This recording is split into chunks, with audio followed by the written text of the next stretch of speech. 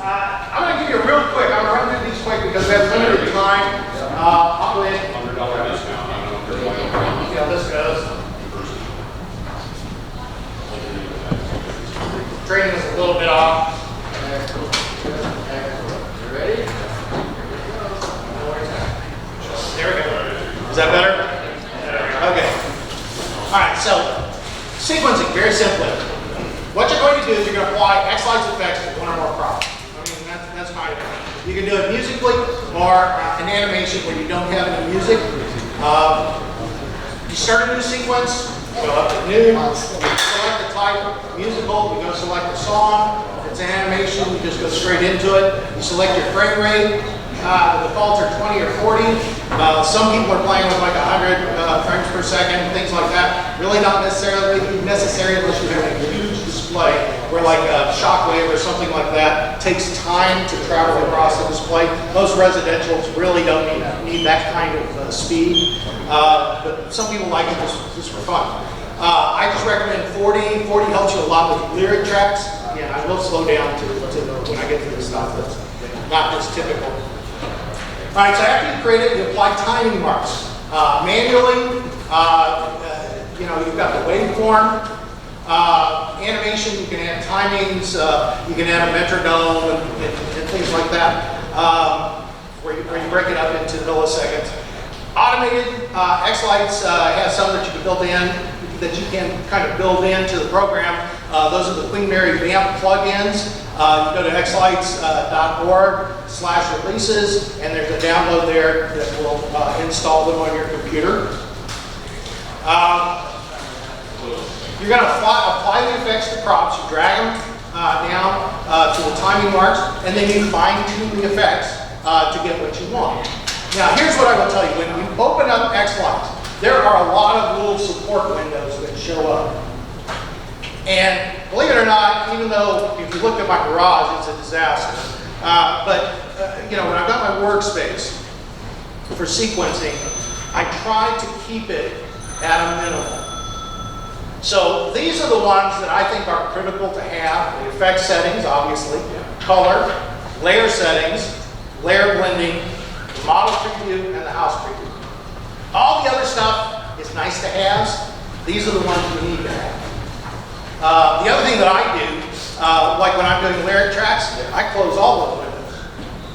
Why? I'm not doing any effects. I'm just sitting there dealing with the lyric track. When I close everything, it gives me more room to work before I have to scroll again. So clean up your workspace. It's going to make it easier for you. You don't have as much clutter when you're doing that. Now I want to talk about what does, that's, all right, you know how to sequence now. I mean, that's it, right? I mean, that's it. So I went through that very quickly because of our time constraints, but that in a nutshell is how you sequence. You create the sequence, you throw in some timing marks, you start throwing in your effects, you fine-tune your effects, and that's kind of the process. But there's a lot more to it. So what I thought I would do, and without trying to say, oh, here's some tips, I thought I would take you through my process, what I go through, and then you can pull what you think, hey, this will help me with mine. And hopefully I can give everybody at least one little tip with something that is useful for you. Because really, I've kind of thought about it. I can teach you the sequence in about 3 weeks if we had 8 hours a day. By the time you got done, you'd be a decent sequencer. At least you hit the beats. Some of them don't. All right, so song selection. That's where it all starts for me. It's a critical element, and more so than popularity. For me to be able to sequence something, I have to have a connection to it in some way. Either the message, it reaches me emotionally, or the music in some way reaches me. I think having a connection is extremely important. All right, so how do you do it? Well, as a professional sequencer, I am always listening to Christmas music. It's one of those things. where, you know, you're almost ashamed to tell people that's what you do, you know? Yeah, I'm listening to Christmas cards. You're in a safe space. Yeah, this is a safe space. But usually it's like, you know, I'll rush over it real quick. But, you know, I have an Amazon Music subscription. But where do I get my ideas? Other hobbyists. You know, you can go to YouTube and look up Christmas lights and you can start getting some ideas for songs, things like that. I get some from my customers and sometimes from competitors. People will tell me how so-and-so did this.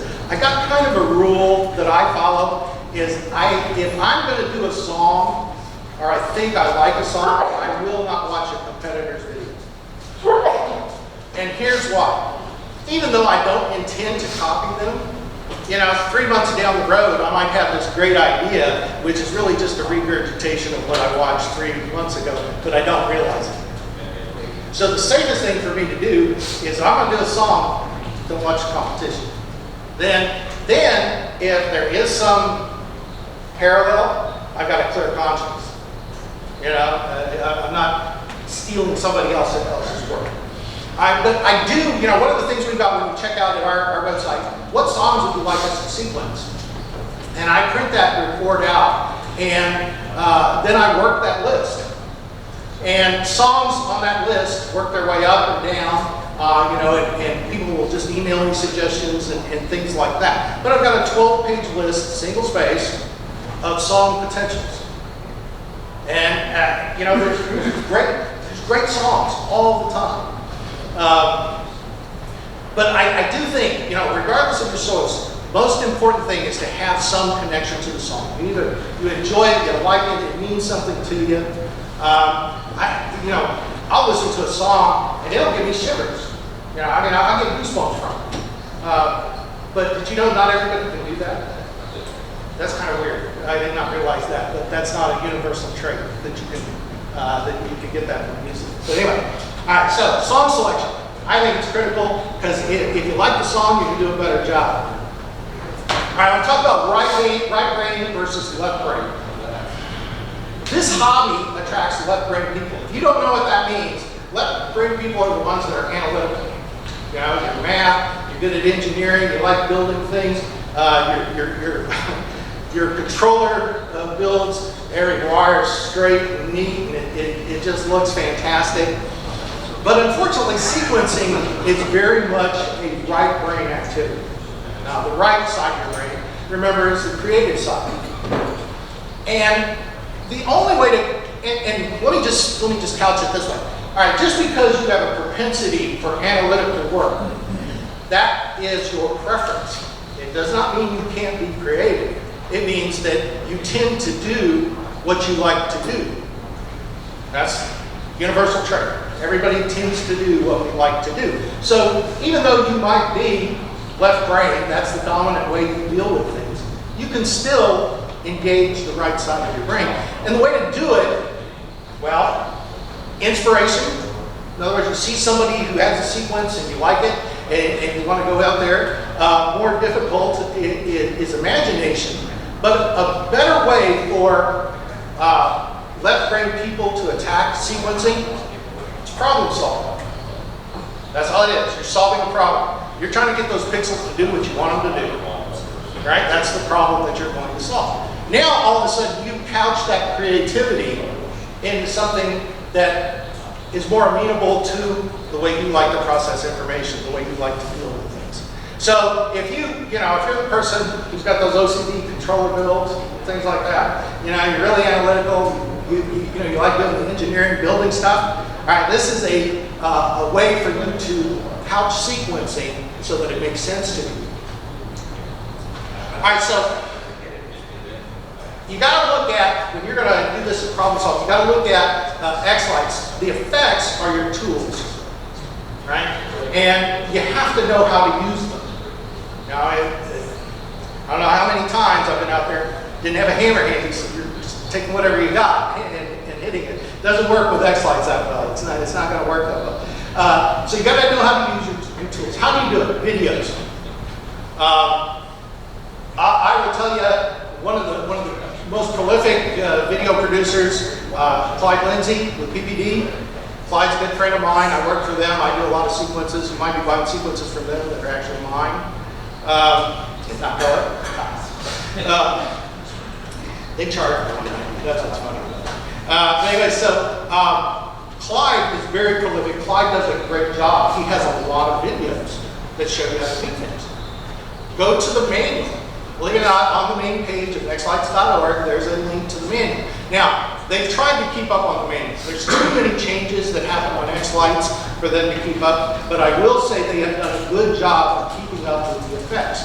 So to understand what, when you're looking at the effect dialogue, what's going on there, if you want to know what each one does, go to the manual. You'll at least get a basic understanding of what's going on. Maybe not the nuances of it or what exactly it's going to do, but you will have that.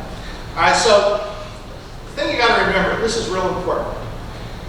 We go out, we watch our sequences, right? And you're sitting there, oh man, that pixel up there is on all the time, or that red LED's out. It's just killing you. Okay, but your audience, right? They're watching your show through a dirty windshield. Okay? They don't care. They are just happy. They're with their family, their friends, or even by themselves. They're sitting there, they're having a good time watching your life. And they appreciate everything you've done. Alright? So there is no wrong answer. There's only good, better, and best. And I don't know how many people ever get to the best solution of the problem. There's a saying I share with people all the time. Remember, light shows are like pizza. Even the bad ones are pretty good, right? There you go. So don't sweat it out too much, particularly if you're trying to teach yourself to sequence. All right, so let me give you an example of kind of how the problems come about, and I'll show you the final solution. So if I can figure out how to do this. All right, this is a sequence I started. I've been playing with this song in my head for over a year now.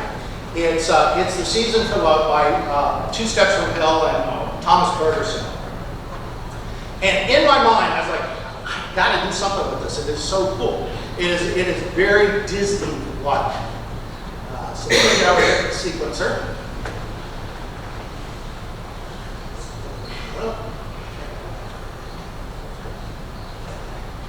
Mike, I'm going to give you 1 minute promo. Yep. I walked in this morning and it was playing and it captivated me the whole time. I just bought it from your site. Well, thank you. Have to take a dance right there. That was unsolicited. Yeah, thank you very much. I appreciate that. Let me find mine.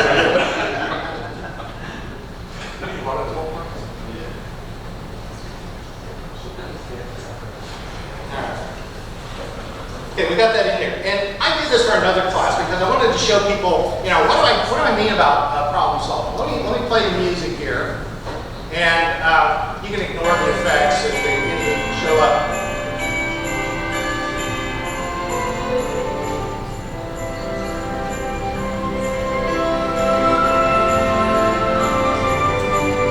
Very Disney-like, right? Sounds like Disney to me.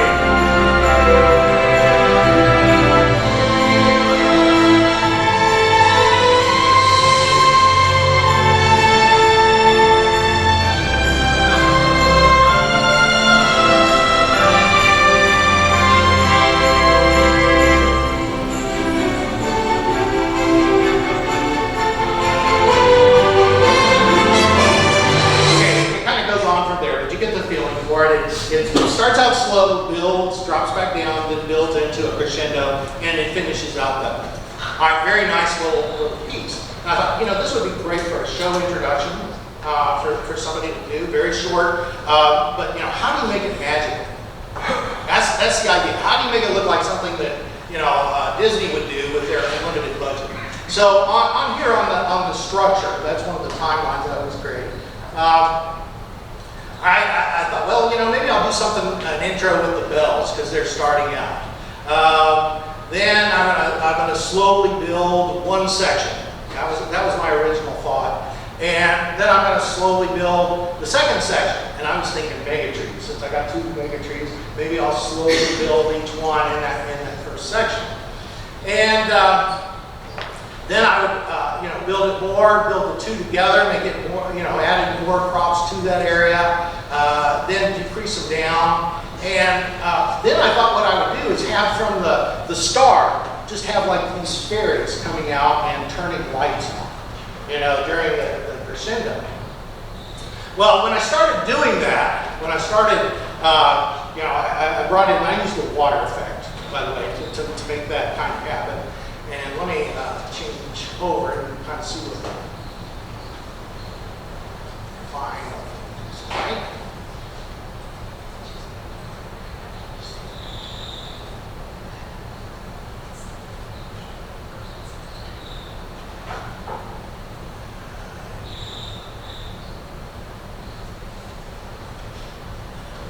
So this is switch it over.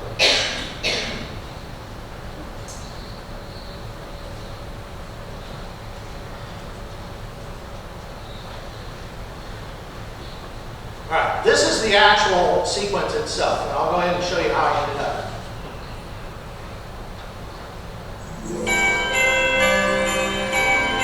Kind of my bells.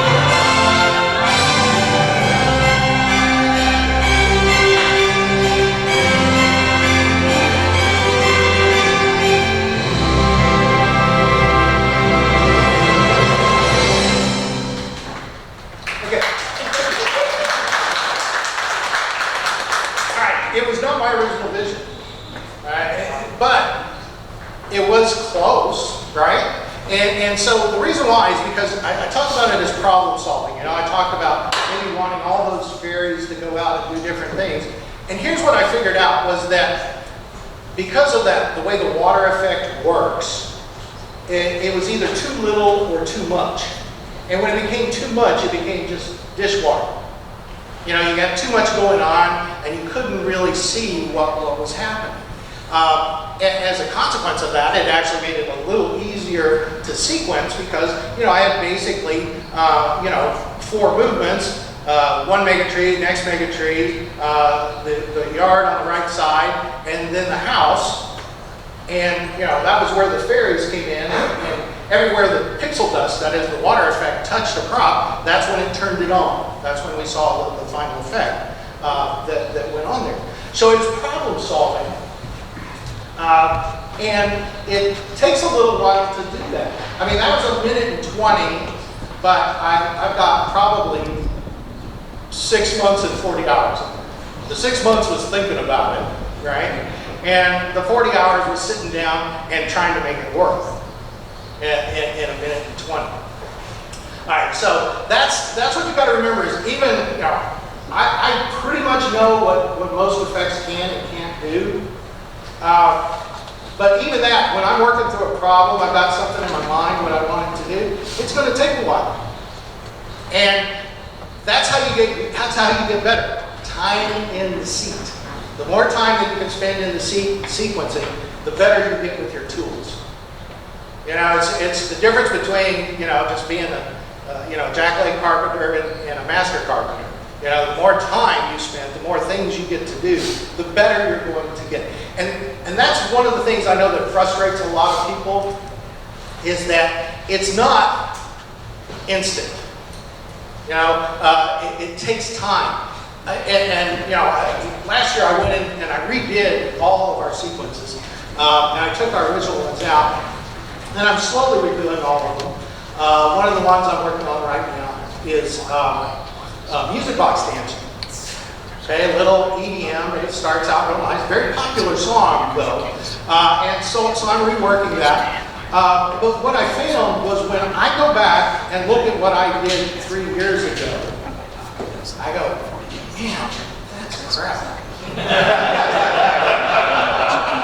So that's why they're not on the website. I'm embarrassed, right? I mean, if you wanted, I'll sell it to you. But I'm not going to out there right now. One of the things I do, because I know I get better, and hopefully you trust us, is that you do get free upgrades. If you buy something, you know, you get a better, I get better, so I put out something better, you can get the upgrade for free. I mean, that's, it's funny, we were the first ones to do that, and now just about everybody does, with the exception of some of the clubs and things like that. But you know, I'm glad that we were able to get that started. You know, that was a big one. All right, so let me change the controller. The next thing, slides. I want to talk about timing marks. All right, let me tell you, I have no musical talent whatsoever. I could not carry a tune if you put it in a suitcase. Right? I can't dance. I grew up in a Baptist town, and I can't dance. If I start moving my hips, my shoulders fall over. It's ridiculous. I can't play an instrument. I have no musical talent. The workaround for me has always been timing marks. Because I can recognize a drum beat. You know, I can understand when a piano key hits. You know, those are things like that. You contrast that to somebody like Tom Benjamin, I mean, who is completely musical. His stuff is just, you know, from my perspective, you know, he'll say, well, you know, when it changes to a flat, you know, my eyes glaze over. Yeah, Tom, whatever. But his stuff is so musical, so musical. For somebody like me, the timing marks are my workaround. So just remember that, okay? Now the automatic ones, like I said, the QM vamp plugins, manual. I want to show you a good tool that you can use that will help you. It's noises. I had to reset my password this morning because I don't work on notebooks. The reason I don't work on notebooks because they're hard to work on. So let me get over here. Yeah. Get over here to noises. Now, there's a free version of this that does a pretty good job. If you want to pay the big whopping pro version, it's $3.99 a month. Not bad, right? So anyway, probably looking right now for an internet connection.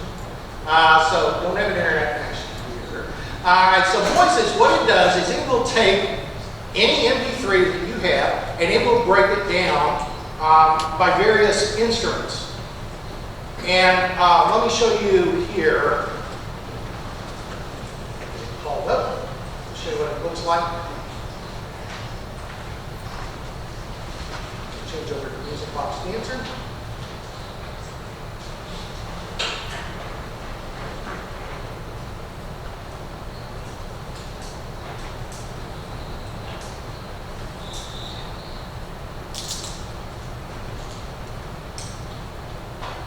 Okay, when I say I'm pretty serious about the timing marks, the next slide's doing its thing.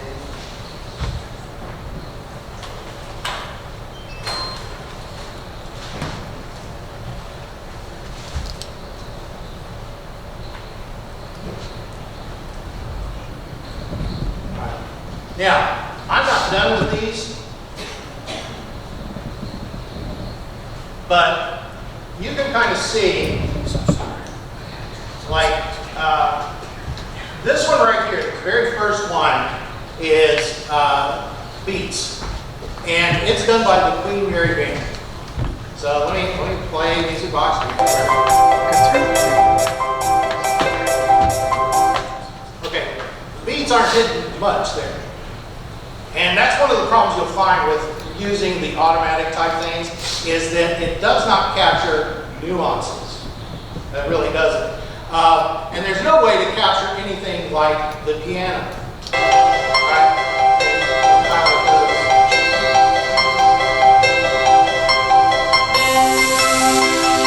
Okay, so what do? Well, I put on a pair of headphones and I sit there. No, not Bluetooth. Don't use Bluetooth. There's a lag. Right? Wired headphones. I'll sit there with headphones and I will sit there and hit a T for put in a timing mark all the way across there for every one of those piano notes. I will typically spend just 3 to 5 hours working on timing marks for every song. That does not include the lyric tracks. I can generally do a lyric track in about 2 hours now, from beginning to end. But, so, the timing marks are so important because I'm going to be triggering off of these timing marks. And in this one, I've got 2 that are real important. And I'm going to switch this over to my view so that I can add in all the timing marks. So you can see what I'm talking about when it's all said and done. Because with the master view, just so you know, you can only have one timing track at a time. If you switch it over to the clone of that, you can tag them all at the same time. So I'm not even going to do the beats, but let's just take synthesizer, drums, and piano. And I'm going to scroll out a little bit. Okay, you can see here where the drums and the piano overlap. Okay, that's pretty dense. Now, will I use all of those? I don't know.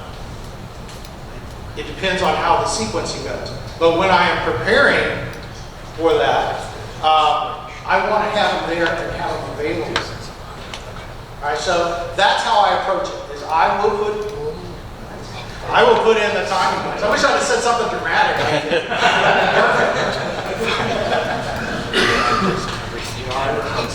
Anyway, so give you some idea how this is starting out. Again, I try to give something, when I do a redo, I want to give you something that you haven't seen before.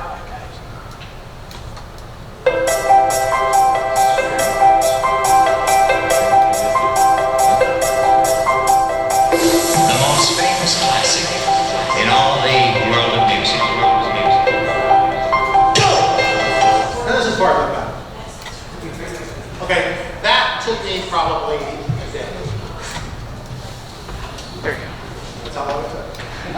It took me about a day to do that. So the timing marks are very, very critical.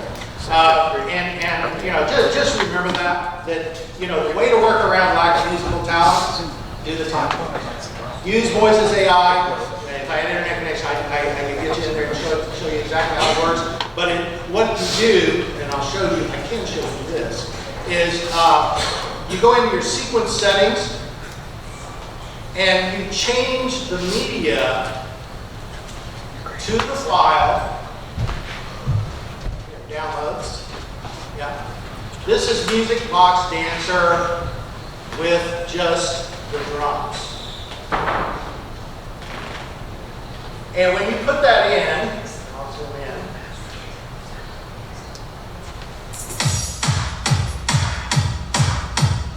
Okay, you can hit that, right? You can hit a T every time that comes across, right? All right, so that's the advantage for me, is when I break it out like that, bring those in individually. Now when I get done, obviously I go back and I change the media back to the original Music Box Dancer.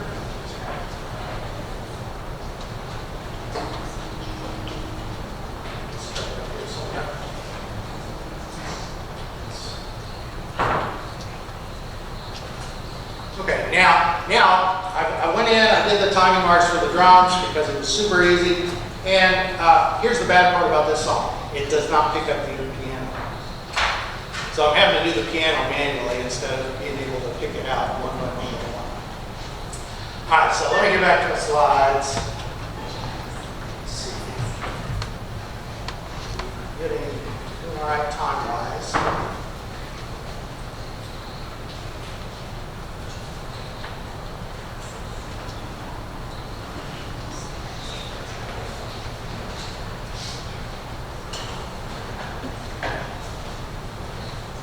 All right, now, I want to talk to you a little bit about color. I'm a big stickler with color. And here's why, is because color communicates emotion. Right? When you see the color red, what do you think about? Anger. What else? Love. Isn't that odd? They're closely related. You get the madness of people you love. But anyway, you know, every color, white, communicates purity. Okay, the traditional Christmas colors, okay, white, purity, okay, red, all right, sacrifice, green, life everlasting, okay, those are the significance of the Christmas colors. When, you know, and when I learned that a few years back, I was like, okay, now it all makes sense, I get it. When you sequence, what you should be trying to do is help the song tell its story. Because every song has a story. So if you're trying to help that song tell a story, and you're sitting there and you're constantly changing colors all the time. And the colors don't have any correlation to the song or the emotion. Right? To the person that's sitting there watching, they're going to enjoy it. Right? But they may not have the same emotional connection because the colors that we, you know, what we associate with colors is subconscious a lot of the time. One of the comments that I get time and time again is your sequences seem like they're more emotional. They seem like, you know, they really reach people. You do a good job of telling the song story. I hear that a lot. But I think one of the reasons why is because I spend some time on the color palette thinking about, okay, does this communicate what the song is trying to communicate? Does it support it? Because then people are being hit not only with the color, the visual, they're being hit, you know, with the auditory, the sound, and so it does it. When you have constant color changes, it interferes with the emotional connection. I'm not saying it won't happen, but it won't be as strong as it would be if you were supporting it with color. Like I said, it's one of those things, it's not wrong to change the color all the time, but it's a missed opportunity. And when I see a professional sequencer changing color all the time, professional sequencer, I think it's just lazy. I'm going to make it look different by changing the color. Okay. But you know, it creates confusion. You know, so just remember that when you're sequencing. Be consistent with the message. Now, here's my, people ask me, what do you do when you don't know what to sequence? Start with the most constrained props. What are you constrained? Now think about this. Arches. Okay, what can arches do? Okay, they can turn on, they can turn off, they can bounce, they can, you know, bounce 2 ways, 4 ways, whatever. Contrast that to a matrix or a megatree. I mean, matrix, you can, you know, if it's sufficient resolution, you can put a video on there. Looks great, right? Right? So, when I have to start, and I'm not sure where to start, I'll start with arches because they're constrained. And I have less choices to make. And that helps you when you are left-brained because you don't have to be real imaginative to figure out, okay, how do I pick the beats? You know, you can put the BU meter on there and tell it to, you know, flash back and forth to the beats, and you're set. All right, so the start with the limited ones, and then work to the harder ones. Now, the harder ones are the ones where you have to have that creativity, where you have to have that imagination, because literally you can do anything you want on those. So that's one of my big sequencing tips. Start with the limited props, work to the harder ones. And you'll find that what you've done on the limited props will inspire you on the harder ones. You know, what do I do that works with this already? So in a way, that helps you constrain that unlimited prop. Now the exception, and I've only had this happen one, maybe two times, when you have a clear vision for a prop, you know, and you know what you want to do. Good example of this is the Gwen Stefani, Blake Shelton song, You Make It Feel Like Christmas. I knew what I wanted to do on that mango tree. It was one of those things. I listen to Christmas music in the shower. But anyway, Diana, you know, subscribed to one of those boxes that you get every month, you know. And one month, a Bluetooth speaker, the waterproof Bluetooth speaker showed up. That was the best thing that ever happened. That justified that 12 months of ridiculous stuff we got. So anyway, so I got that little Bluetooth speaker in there, and I listened to Christmas music in there. So I had a clear vision of what I wanted to do. So I went right to that prop, and I sequenced that prop and got it done first. So I will tell you that is the exception. Now, people ask me this, and I've done it both ways. Do you take a single prop and go all the way through, or do you do it section by section? And I do it kind of both ways a lot of times. I tend to do high density props, like, you know, their spinner and snowflake and things like that. I will tend to do it from beginning to end. It is certainly more efficient. And when you do it section by section, I think one of the things that happens is it tends to be very cohesive, you know, because you're working everything all at the same time, and you're looking at it all at the same time. And so that section tends to be, like I said, very, very cohesive.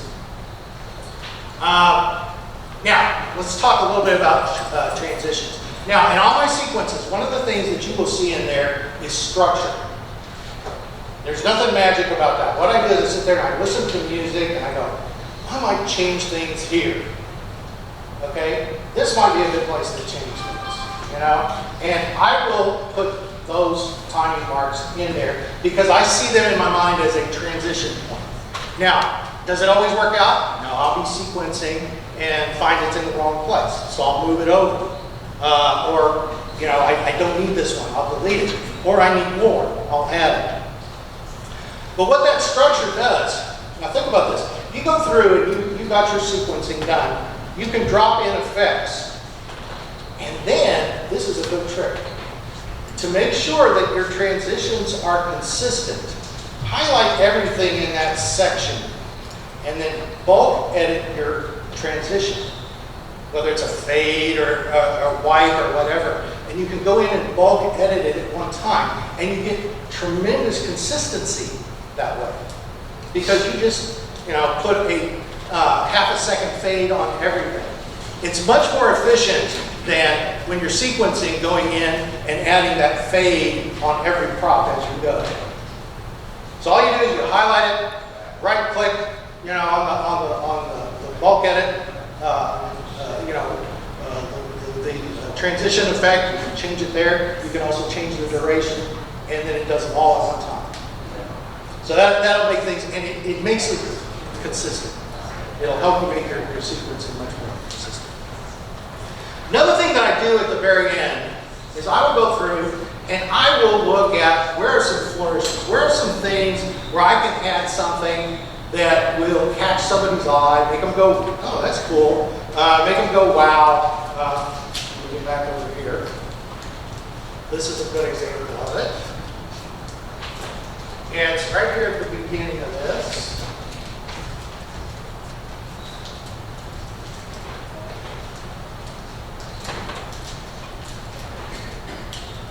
World of music.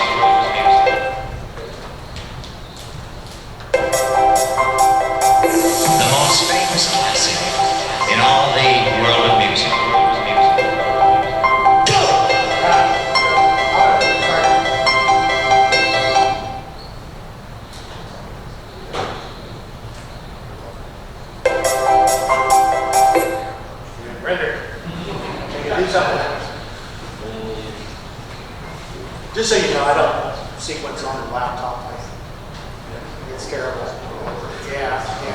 I've got a big 50-inch TV screen because they're cheap, right? So that's what I sequence on, and I get a tan. and I'm beyond childbearing age, so there's no radiation problems that I need to worry about. Grandkids, I love them. I've got 6 of them. After an hour, I'm done. G-Man, that's what they call me, G-Man, because I refuse to be a grandfather. G-Man's going outside. You guys keep playing. We'll wait till it gets there. The most famous See castle that little, in all the world. that little synthesizer sound? The most famous castle Okay, so in all the world. adding a little flourish in there, you know, a little shutter to the outline, things like that. The most famous castle in all the world of music. All right, and then I get a reverse, you know, and then inward shockwave at the end. So that's one of the things I like to do is I will go in, find the musical flourishes, find the things that are unique, and try to incorporate in some way into the visuals itself. All right, so we'll get back to the slides.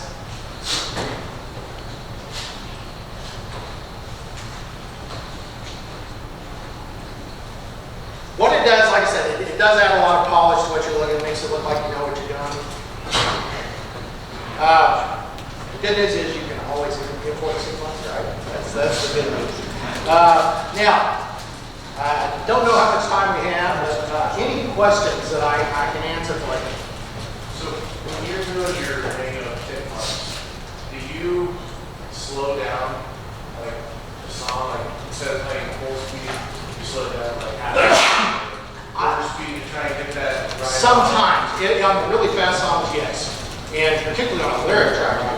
Yeah, because I Yeah. do a lot of like the little running, so I do all the top and stuff. Right. So I find myself going down like slow almost. Right. I want to make sure I can get it. It's really funny, but like on Music Box Dancer, I tried that on the piano, but it changes the tone such that it makes it harder to pick it out because it drops it down. Yeah. And you know, it goes from being a high note to kind of a medium note, and it blends too much for me. So that's one of the issues you have when you do that. Right. But yeah, like a lot of times, you know, you've got a drum solo or something in there. Yeah, you got to slow it down. And the other thing you'll find is that the waves, you know, sign that goes across. It's all the instruments. It's not necessarily just the drums and things like that. That's where the voices AI really helps, is it lets you isolate things.